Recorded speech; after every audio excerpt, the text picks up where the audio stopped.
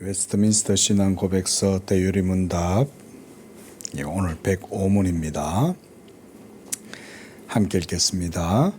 첫째 계명에서 금지된 죄는 무엇입니까?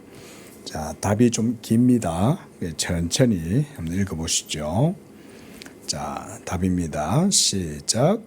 첫째 계명에서 금지된 죄는 하나님이 없다고 부인하거나 하나님을 모시지 않는 무신론, 참 하나님 외에 다른 신을 두거나 경배하는 우상 숭배, 하나님을 우리의 하나님으로 삼지 않고 시인하지 않는 것, 이 계명에서 하나님께 마땅히 드려야 할 것을 생략하거나 소홀히 하는 것, 하나님에 대한 무지와 망각, 그릇된 이해와 잘못된 의견, 합당치 않고 악한 생각, 하나님의 비밀을 함부로 대담하게 캐묻는 것, 모든 불경과 하나님을 미워하는 것, 자기 사랑과 자기 추구, 그리고 우리의 마음, 의지, 애정을 다른 것들에 지나치게 혹은 무절제하게 두어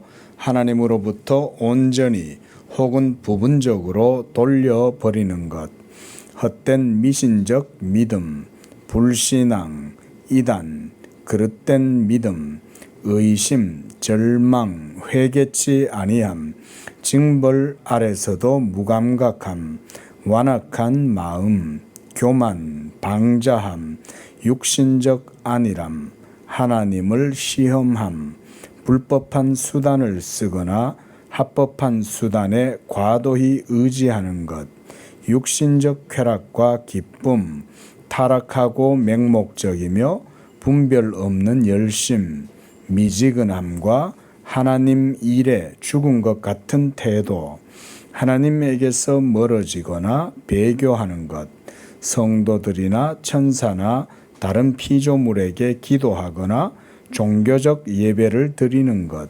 마귀와 계약하거나 그에게 묻거나 그의 제안을 따르는 것, 사람을 우리의 믿음과 양심의 주인으로 삼는 것, 하나님과 그의 계명을 멸시하거나 업신여기는 것, 그의 성령을 거스르거나 근심하게 하는 것, 그의 섭리에 불만하거나 불평하는 것, 그분이 내리시는 고난에 대하여 어리석게 원망하는 것, 그리고 우리가 가진 바 혹은 할 수 있는 모든 선에 대한 찬양을 우연이나 우상이나 자기 자신이나 다른 피조물에게 돌리는 것입니다. 자, 대유리 문답 답문에서는 지금 이와 같이 첫째 계명, 하나님 외에 다른 것을 내게 두지 말라라고 하는 이 계명에 대한 금지된 것, 바로 한마디로 죄에 대한 모습들이죠. 자, 지난주에도 말씀을 드렸지만 여기에 언급 안 된 것들도 다 포함되죠. 그렇죠? 가령 예를 들어서 여기에 언급 안 되는 것 제가 읽다 보니까 이런 것도 생각나요. 자기 연민에 빠지는 거 있죠. 자기 연민에 빠지는 것도 이 1계명에 저촉되는 겁니다. 그 외에 자기 연민뿐만 아니라 하나님보다 더 사랑하는 것, 이런 것들도 여기에 다 저촉이 돼요. 이렇게 보면 야, 우리 전부 다 걸리는 거, 안 걸리시는 거 있습니까? 혹시 여러분들 중에 여기에? 이게 이제 율법이죠. 그러니까 하나님의 율법의 계명에서 명령하는 바의 뜻이 바로 이런 거라는 거죠. 이런 것들을 제1계명은 금하고 있다. 우리가 여기서 안 걸리는 게 없잖아요. 목사인 저도 요 걸리는 것들이 있어요. 왜 없겠어요? 우리 모든 성도들이 다 여기에 걸리는 것이 있죠. 자, 그러나 율법은 명확하게 죄에 대해서 분명하게 밝히고 그것에 대해서 말한다. 또 한 가지는 뭐냐면, 제가 요 속에 나와 있는 일일이 열거된 것들은 이 시간에는 제가 따로 설명은 드리지는 않을 거고요. 근데 조금 이제 다르게 우리 해설이니까 좀 달리 생각해 보면, 자, 여러분 하나님을 사랑하거나 하나님을 경외한다면 이 모든 것에서부터 우리가 멀어질 수 있겠죠. 그렇죠? 하나님을 사랑하면 하나님의 계명을 지키려고 힘쓸 것이고 또 하나님을 계명을 지키는 것이 부담이 되거나 어떤 억지로 한다든지 의무감이 한다든지 이러지 않겠죠. 오히려 기쁘고 즐거이 헌신하겠죠. 하나님을 사랑하기 때문에 우상 숭배하는 것은 견딜 수가 없는 거죠. 하나님을 사랑하기 때문에 불신앙과 이단은 견딜 수가 없는 거죠. 이렇게 보면 이제 이런 계명들은 모두 다 하나님을 사랑하라는 계명이라고 볼 수가 있는 거죠. 그래서 율법을 우리가 이제 우리가 지난주부터 봤습니다. 그렇죠? 율법을 우리가 어떻게 봐야 하느냐. 결국 율법이 우리에게 요구하는 것은 이것을 문자적으로 법조문을 꼬치꼬치 하나하나 다 지켜라 이런 의미가 아니라 율법의 근본 의도는 우리로 하여금 하나님을 사랑해라 이런 계명이라는 거예요. 그래서 제가 지난주에도 잠깐 그런 말씀 드렸지만 이렇게 이 남녀가 로맨스에 빠지고 사랑을 하면 남자가 여자 말을 잘 들어요. 예? 그래서 뭐 우리말 그런 말 있잖아요. 예? 어쨌든 자 그래서 사랑하면 그의 계명을 지킨다. 그러니까 하나님의 계명이 우리에게 요구하는 건 하나님을 사랑해라는 거예요. 하나님을 사랑해라. 그런데 하나님을 사랑하면 바로 이런 모든 죄에 대해서 떠나게 되겠죠. 벗어나게 되겠죠. 자, 그런 내용들입니다. 거기서 보면 조금 여러 가지 것들이 있어서 제가 다 얘기는 하지 않겠지만 중간쯤 한번 보실래요? 중간쯤 보시면 우리의 마음, 의지, 애정을 다른 것들에게 지나치게 또 무절제하게 두어 이런 거 있죠.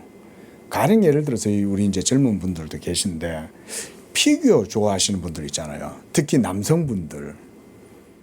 네? 그래가 집에 가보면 뭐 피규어 장식장도 사놓고 몇십만 원짜리 장식장, 유리 장식장에다가 막 무슨 일본의 건담 로봇 이런 거 사가지고 막 장식하고 무슨 뭐 토르 망치 하나 몇십만 원짜리를 사가지고 놔두고 저는 그런 것들이 다 그냥 취미 이렇게만 보면 안 됩니다.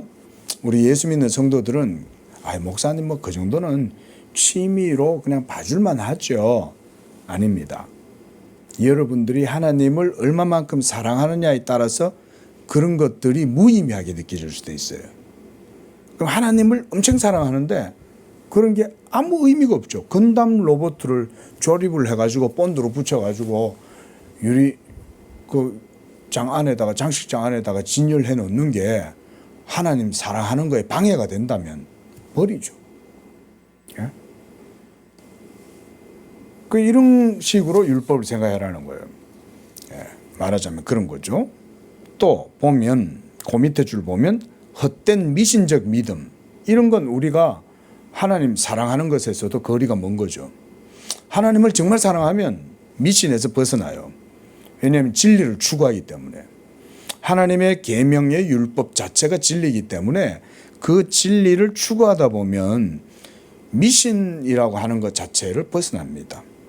불신앙, 이단, 그릇된 믿음, 의심, 절망 이런 것, 절망하는 거 이거는 인문학이나 인문주의자들은 인간의 절망 자체도 일종의 인간됨의 요소로 여기잖아요. 근데 성경은 그래 보지 않아요.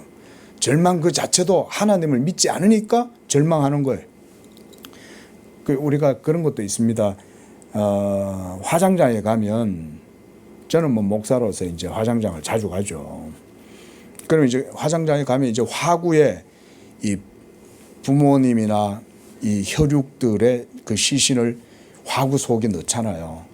그러면요, 막 이렇게 안 믿는 분들은 막 기절하고 막 쓰러지죠. 근데 여러분, 그거 이해는 돼요.